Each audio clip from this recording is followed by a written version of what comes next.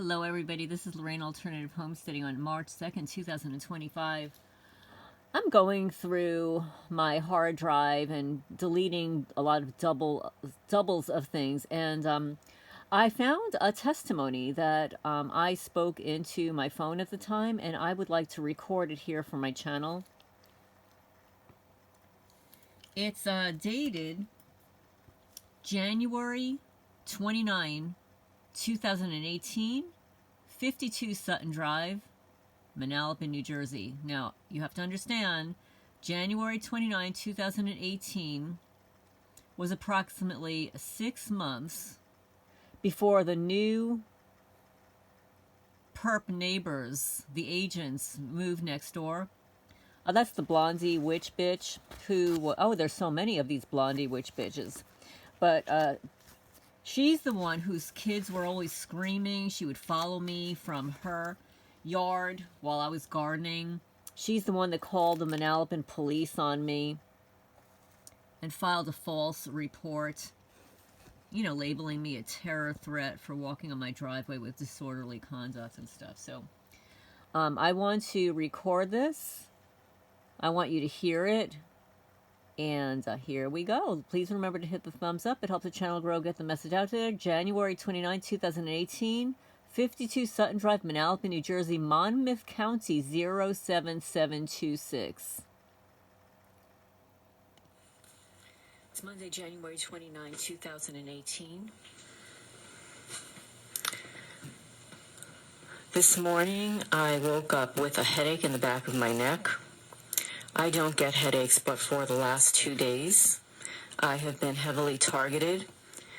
The RF meter in my office, which will usually sit at around 0.30, has been at 1.00, 3.00, and is high as 6.00. When I woke this morning, as soon as I turned on my phone, the Wi-Fi was not connected to the phone. Within 5 minutes of my awakening and not moving the phone suddenly connected to the Wi-Fi. This is a common occurrence. This happens every day. As soon as I go upstairs, the Wi-Fi to my phone is disconnected. It doesn't matter where in the house I am.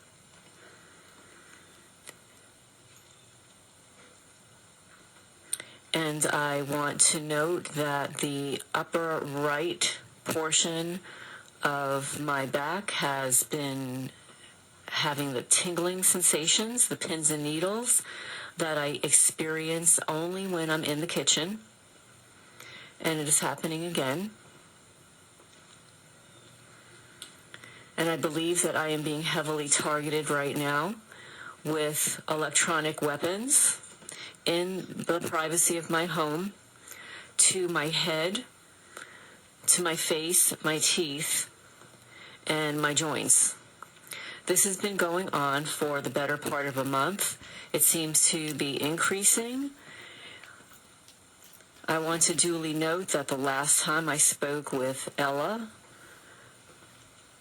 upon the phone call ending, I was immediately targeted to my wrist and my right ankle. I want to duly note that the cars in the driveways on my block are in synchronicity with each other. On certain days, they all back into their driveways with their headlights facing my residence, including my immediate next-door neighbor to my left, except for the new neighbor to the right, where we know that they're involved as well. I want to point out that when that new neighbor was on the driveway last week, one of the black cars was driving down, and there was the telltale nodding of the head. I find that highly unusual, given the individuals have only lived here a month and wouldn't know anybody on the block. I believe that the neighbors have been contacted. The behavior of all of my neighbors have changed. And the reason I know this is because I'm living here 29 years, and I work mostly from home.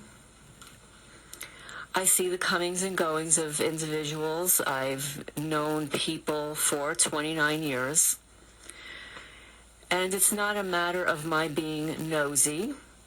It's a matter of what has been going on in my residence and being vigilant about observing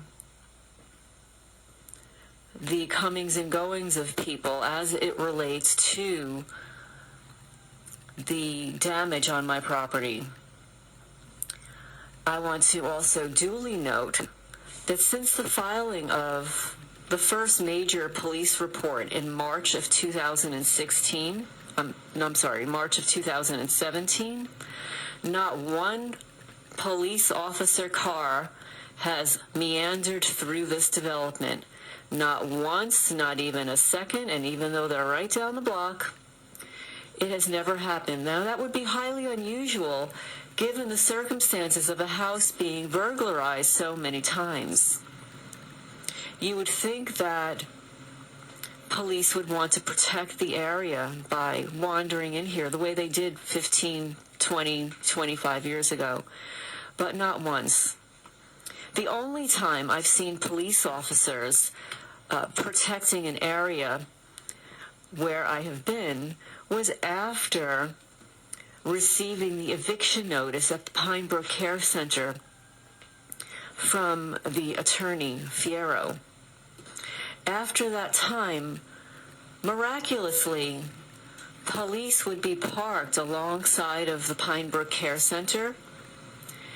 In the utilities building, there would be people watching me, people parked in the parking lot watching me as I fed the cats, people following me out of the parking lot after I fed the cats. And as I'd mentioned previously, after caring for the cats, I would frequent the bagel store on Gordon's Corner Road.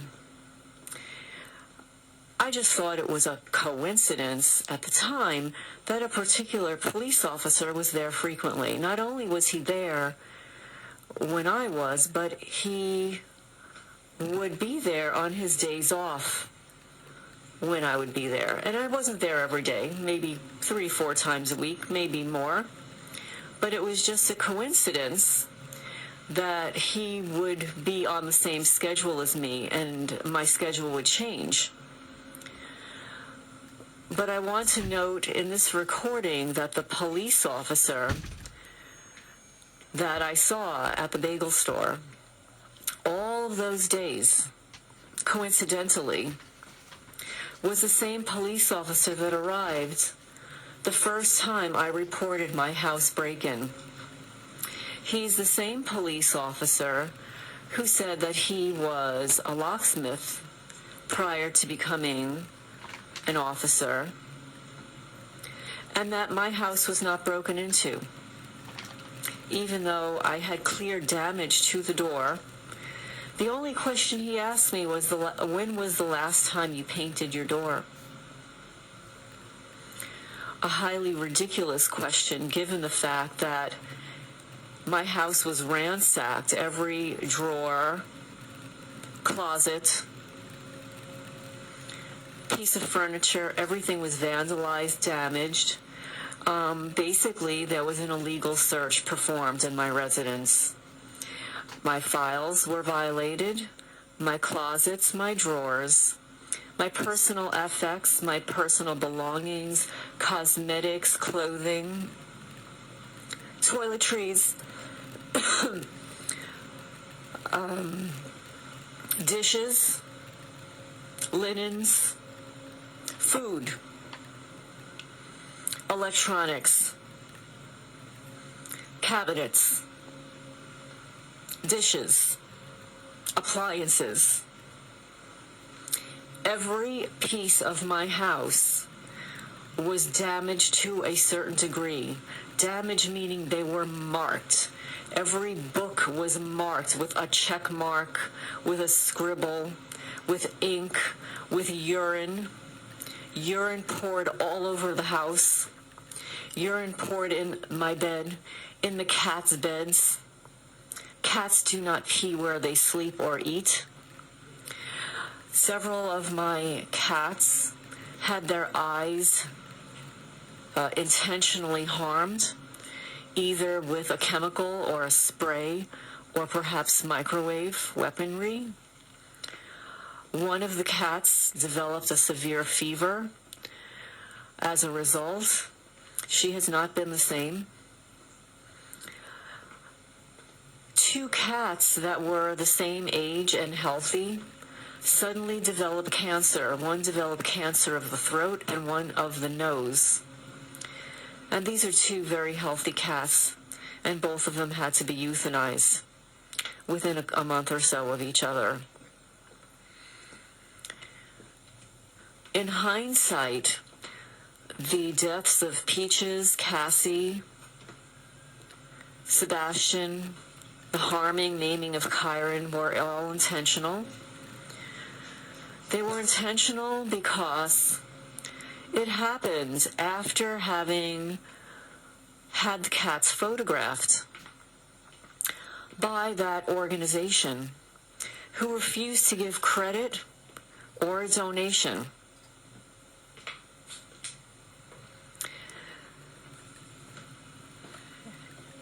After that, those cats that were photographed began to die.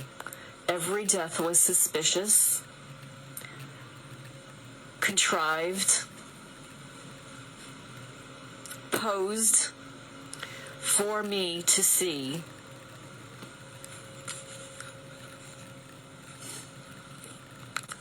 I also want to mention that last week I changed the filter, the air filter on the furnace, and when I pulled out the other one, which was there for about 3 months, actually a little bit longer than I usually take to change the filter, it was completely black.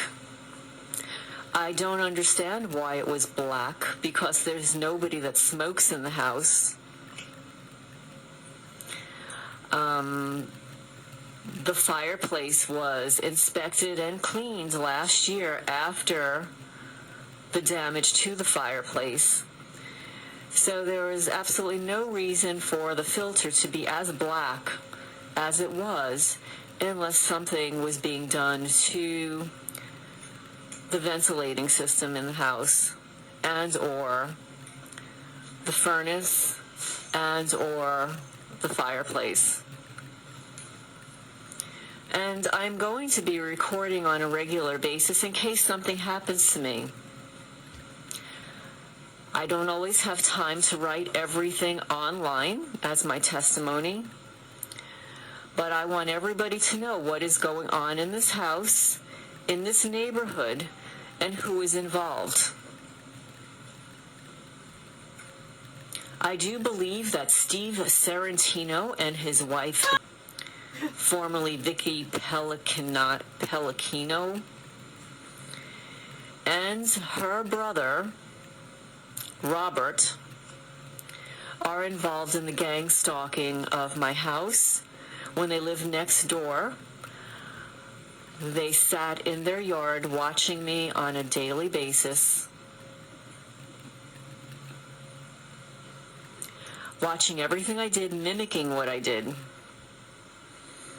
And as I mentioned to the police that failed to document it, I picked peaches from the bottom of my peach tree.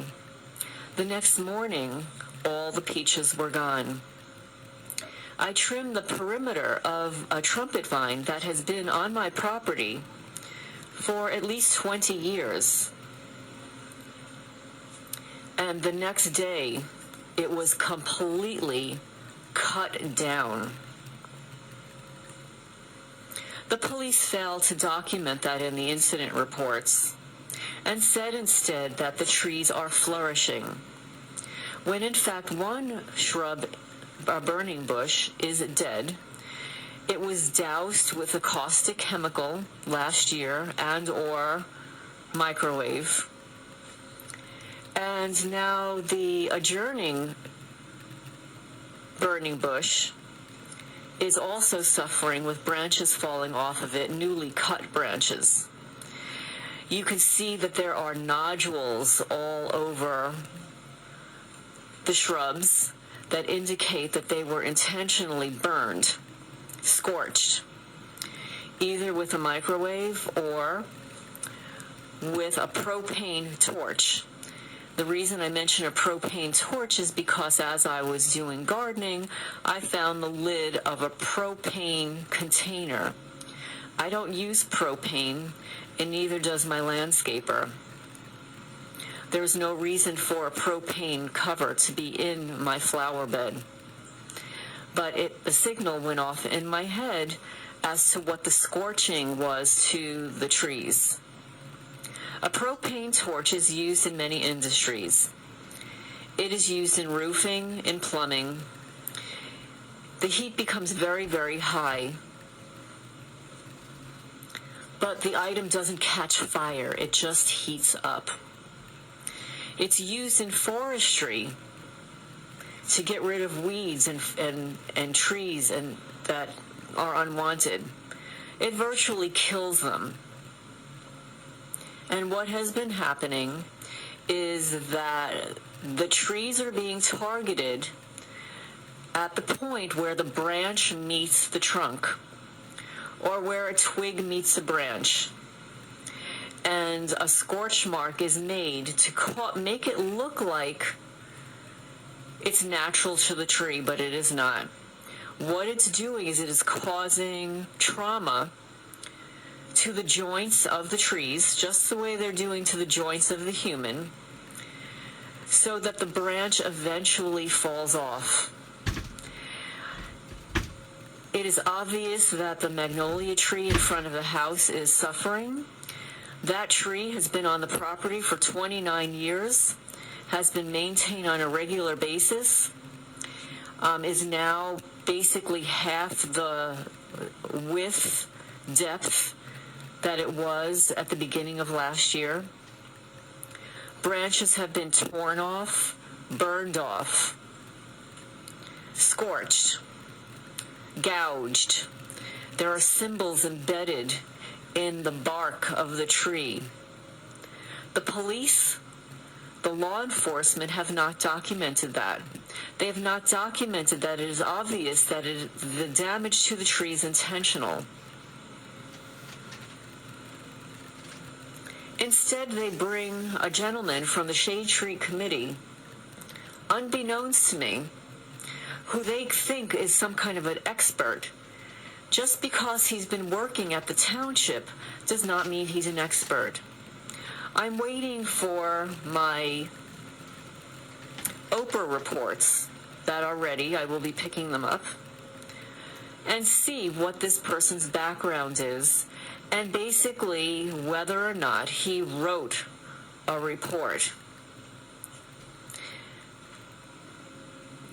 When they were here, they didn't take a soil sample, a leaf sample, a branch sample, or photos of the trees.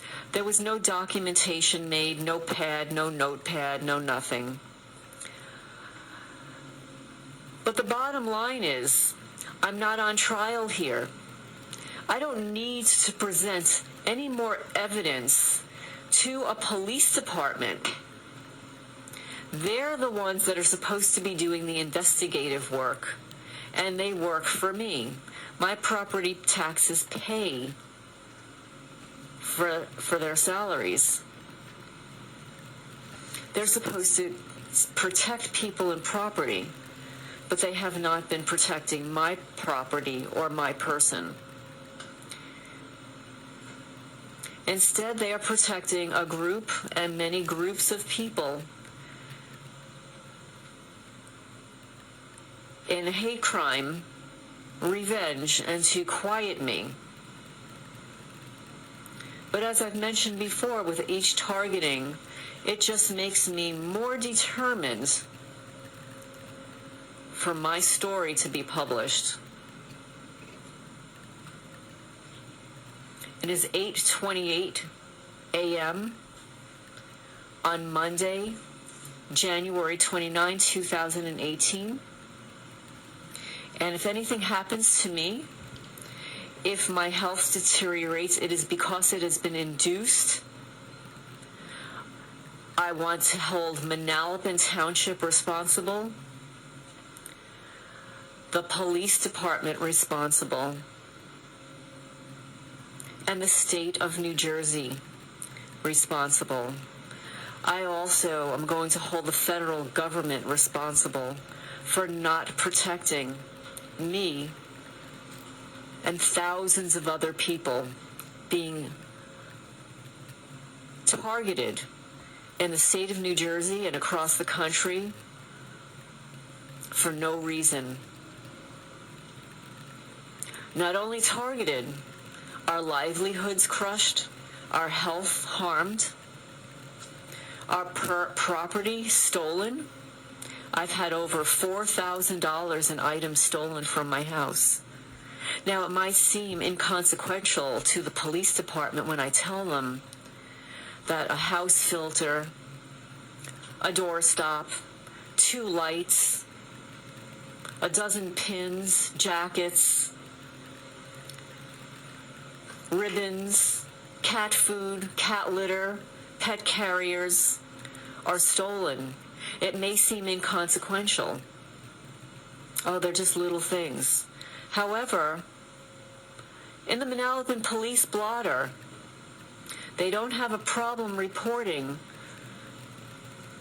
some ignorant person leaving their car doors open overnight on their driveway and having a $5 bill stolen. Now, that's something that is reported on the Manalapan police blotter. But all of the burglaries and break-ins of this residence, to the best of my knowledge, have not been reported either in the Manalapan police blotter or the Manalapan patch.